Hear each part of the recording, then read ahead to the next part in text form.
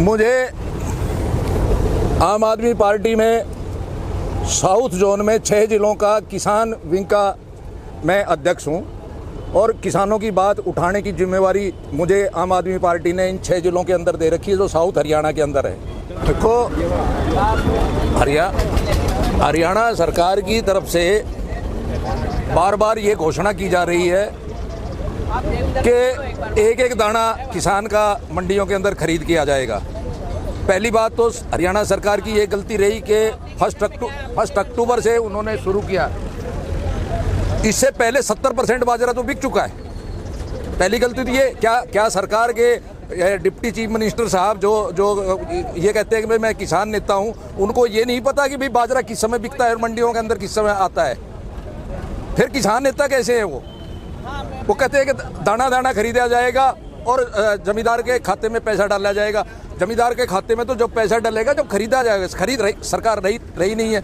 अगर इसका कलर बाजरे का खराब हुआ है तो बरसात की वजह से हुआ है, किसान ने कलर खराब नहीं किया, किसान ने तो सही बोया था।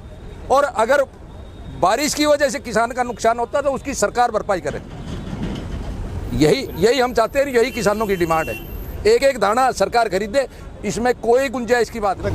और सरकार तक किसानों की बात पहुंचाना आपके माध्यम से, प्रेस के माध्यम से हमारी जिम्मेवारी है। तो मैं परसों फारूक नगर में था, फारूक नगर में भी यही दिक्कत थी और फारूक नगर में हमने उसी समय डीएम और सारे आए, रोड बंद किया गया और खरीद शुरू करवाई। आज ये दिक्कत यहाँ हो रही है। ये किसान की गलती नहीं है कि बाजरा खराब हो रहा है। अगर ये हुआ है तो बारिश की वजह से हुआ, उसमें किसान ने थोड़ी बारिश करवाई और अब बारिश आ गई तो फिर कौन जिम्मेवार होगा। ये बाजरा पड़ा है, सरकार ने क्या व्यवस्था की है कि यहाँ कोई तिरपाल वगैरह है, इनके पास कोई शेड नहीं है। और ये मंडी 2001 में शुरू हुई थी और 21 साल हो चुके हैं इस मंडी की ज़मीन को एक्वायर किए हुए।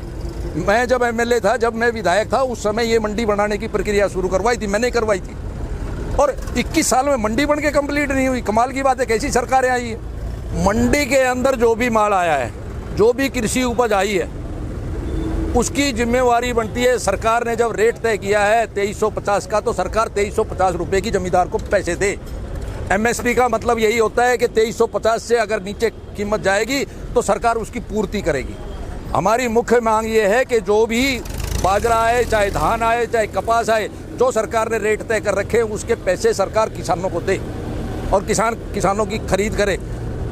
अगर ये इसमें डिसकलर हुआ है, और यहाँ तो एक विशेष तौर पर एक और बात हुई है, पिछली जो ये 3 दिन 22, 23, 24 को जो बरसात हुई थी, उसमें जो सब्जी के किसान हैं, हमारे पाटौदी विधानसभा क्षेत्र में सब्जी की बहुत ज़्यादा बिजाई होती है, उसमें जो सब्जी के किसान हैं 75,000 रुपये किलो के हिसाब से गोभी का बीज आता है और सबका करोड़ों रुपए का नुकसान हुआ है। उसका किसी ऐप में या किसी उसमें वो रिकॉर्ड नहीं है और ना सरकार उसके बारे में कोई बोल रही है कि भाई सरकार पैसा देगी उनको। उनका भी तो नुकसान हुआ है, वो भी तो जमींदार हैं।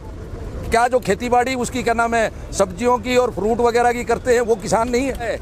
लोगों ने पनीरी बना रखी थी, वो सारी की सारी खत्म होगी, उसका कौन जिम्मेवार है? सरकार उनको किसान नहीं समझती क्या? सरकार को चाहिए कि उनको पैसे दे। पूरे मामले में जो खेती और मजदूर है, खास तौर से अगर देखा जाए तो नॉर्थ हरियाणा में और नॉर्थ इंडिया में अपना बाहर से प्रवासी खेती मजदूर आते हैं, उनके लिए आपकी पार्टी की क्या सोच है, क्या प्लानिंग है, क्या डिमांड है सरकार से, वो बताइए। खेती और मजदूर की जहाँ तक बात है, आपने सही मुद्दा उठाया है। बहुत से जमींदार ऐसे हैं जो स्वयं खेती ना करके किसी को उगाई पे या बटाई पे ज़मीन दे देते हैं और जिस आदमी ने वो बटाई पे ज़मीन ली है उसका जो नुकसान हुआ है उसकी पूर्ति कौन करेगा?